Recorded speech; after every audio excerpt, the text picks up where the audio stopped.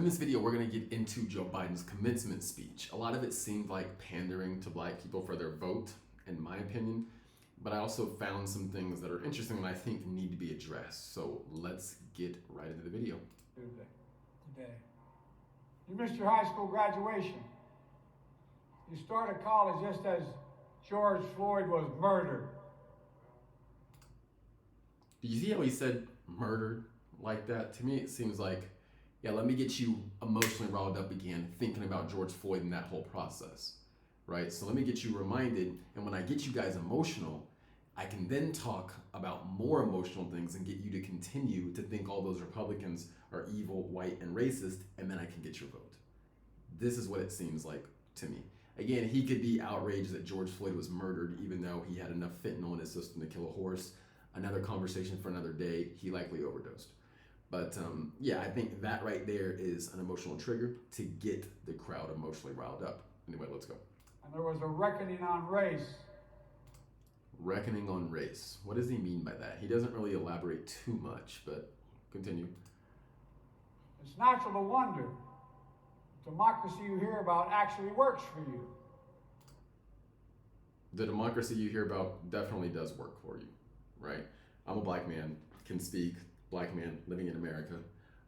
If that's how you get to justify who can speak or not, it does work for us. A lot of us make poor decisions and we don't take accountability for our decisions. Now, are there some situations where people get screwed by the system? Absolutely, but that is of every race. It's not just black people.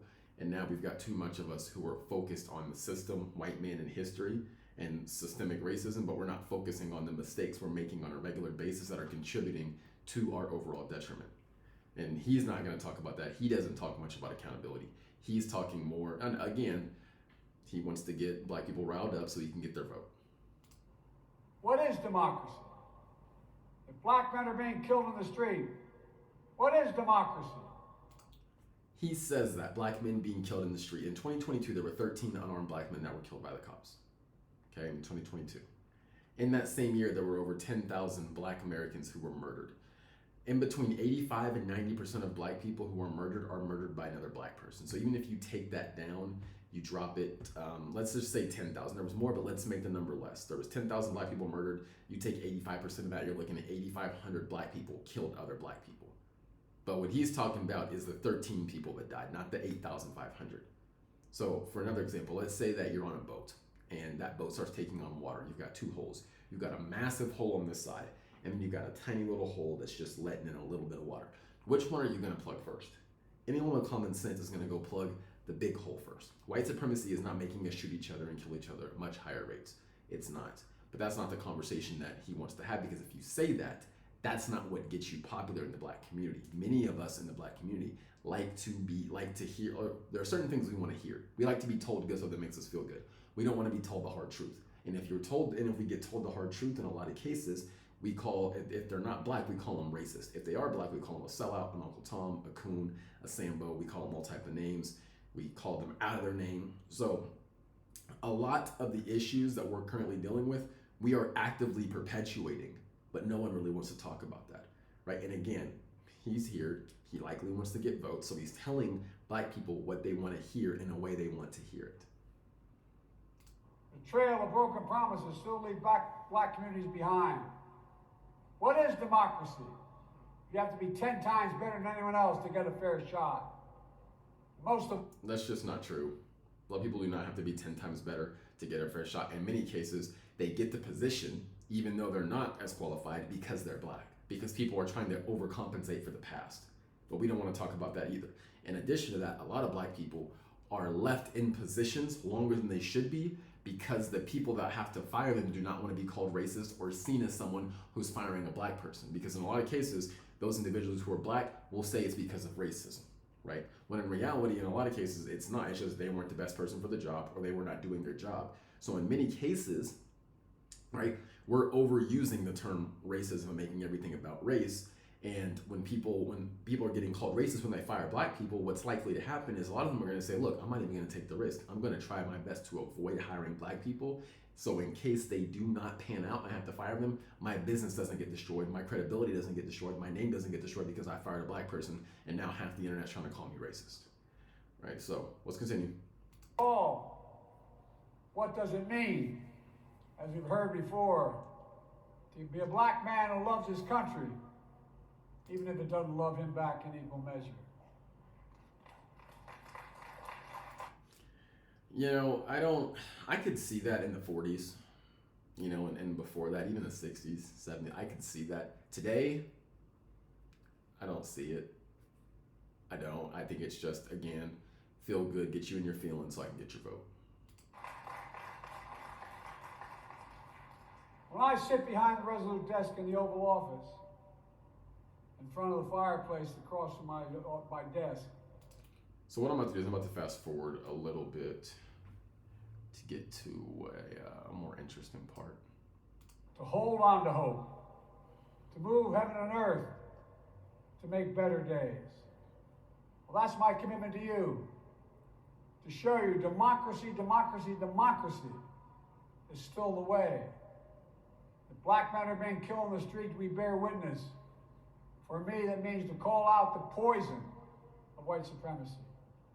Black men are not being murdered in the street due to white supremacy. They're not. Where we, the vast, like I said, about over 10,000 people, black people, were murdered in 2022. We know that about 85 to 90, it's really closer to 90, but I'm going to be nice and say 85% of black people that are murdered by other black people. So why isn't he talking to those 8,500 black people who are murdering people? He's talking to this white supremacist system that's out in the ether, right? That's out here killing black men on the street. It's not cops. Like I said, there were 13 unarmed black men that were shot by the cops, so they're not killing us en masse. So where's the logic behind this? Where are the actual numbers, the data, the stats behind it? Right? I'm not seeing it. It's just a bunch of feel-good stuff to get people clapping and, yeah, we know this system's racist and it's been doing this to us and yada, yada, yada, but no one wants to tell a lot of us the hard truth. And the hard truth is white supremacy is not black Americans' biggest problem. It's not. At this point in time in the United States, we are our own biggest problem. I'm going to say that again. Black Americans, at this point in time in the U.S., we are our own biggest problems. Your life is nothing more than accumulation of the decisions you've made up until this point. And many of us have made terrible decisions on a consistent basis. And when you make terrible decisions on a consistent basis, what does that do? Makes your life pretty bad. Long story short, right? But let's let them continue. Root out systemic racism. What does that mean? Root out systemic racism. Okay, how do we do that? Because he says this, but I don't hear Biden really giving ever any solutions. And again, this thing is, a feel-good thing, vote for me, yada, yada, yada. But it's just, they say stuff like this. And I think this is perpetually damaging black Americans because we keep thinking that there are these ghosts out here that are after us and it's affecting our thinking. It's good for people like him because he continuously gets voted for because many of us have this in our mind, this ghost that's there that we think we got to vote for Democrats to get rid of. There is no ghost. That's not theirs. There is no system that's holding you down as a black American that you need Joe Biden to help you with. There's not. It does not exist here. It used to. 100% it used to. I'll tell you that right now. 100% it used to. Not now. Not now. Not now. And the more we accept that, the less votes he will probably get, which is why they probably continue to perpetuate it. Because they continue to perpetuate harmful ideas that are not beneficial to you. And as a result of it not being beneficial to you, you don't get better. And as a result of you not getting better, and it keeps you thinking that there are things out there that aren't. And you are seeing them as a solution to the problem they're making up for you at this point. Or the problem that they're perpetuating in your mind, even though it's not really here. And as long as they continue to perpetuate that, they're going to continue to get your vote. I stood up for George Floyd's family to help create a country. We don't need to have that talk with your son or grandson as they get pulled over. You don't need to have that talk. All you need to do, every parent needs to have that talk with their child. Say, hey, act like a good human being. Don't hang around a bunch of people who are not good people. Don't illegally carry firearms. Don't drink and drive. Don't smoke weed. And don't have your entire car smelling like weed. Don't have 3 or 4 friends in your car and you guys are hotboxing in there and your entire car smells like weed when a cop pulls you over. Yeah, that's probably going to give him probable cause to think you're doing something that you shouldn't. Those are the conversations we need to be having instead of you all acting like white people or white cops just out here just gunning black people down. They're not. I hate to break it to you guys, but they're not. They're not. They're not doing it. Instead of a trail of broken promises, we're investing more money than ever in black families and black communities. Reconnect. Money is not necessarily going to fix the problem. In 2021, black Americans had more spending power than we ever had in the history of existence. In 2021, now listen closely to what I'm about to say. In 2021, we had more spending power than ever. And with that spending power, we decreased our net worth. We had more cash available to spend than ever. And with that more money we had, we worsened our financial situation. Every other major demographic in the US, their net worth increased by at least 10%, at least.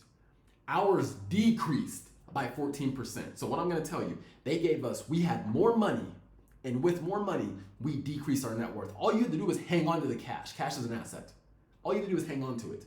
We took the cash and acquired more debt with it and decreased our net worth. We were given more money and we worsened our financial situation. Money is not the issue. The issue is we don't value a lot of the things we need to value. We don't have direct conversations to talk about accountability. A lot of this is what is talked about within the black community, the white man, slavery, history, shirking accountability, pushing the accountability off ourselves and putting it onto everything else.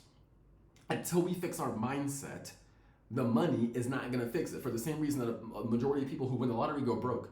They didn't have the mind to acquire that level of wealth. So they got it and spent it like they were thinking like a broke person, right? When they had $1 billion or $700 million, they don't know how to handle it. So until we fix our minds, the way we view things, till we start valuing education more, till we start changing the decisions we make and the things we value, we're gonna continue to struggle. But they don't talk about that. What they talk about is money. We're gonna give you this, systemic racism, the white man. We're gonna beat that imaginary racist boogeyman that's out in the ether that's out there chasing you. We're gonna beat that. We're gonna continue to tell you it's here. We're gonna beat it. But we're not gonna really work on your mind, help you make better decisions, tell you that, hey, you are messing up here so you can actually learn and make better decisions. Not gonna do that. Not gonna do that. I've had enough. This video, long enough as it is, you guys get the point. Like I said, it came here, really just seems like he's pandering to get black votes. But I will say there are a lot of black people who are starting to wake up. We need to take accountability for our decisions, and not just black people, any person that's alive. Like I said, your life is nothing more than an accumulation of the decisions you made so far. So make good decisions consistently, and you'll be surprised where you end up. Develop a skill that can pay you well, right? Treat people well, have good character, stay out of trouble. It's not that crazy. It's really not that crazy. But we need to be having a lot more of that conversation and a lot less systemic racism conversation. Anyway, that's all I got. I'm out. Y'all have a good one. Peace.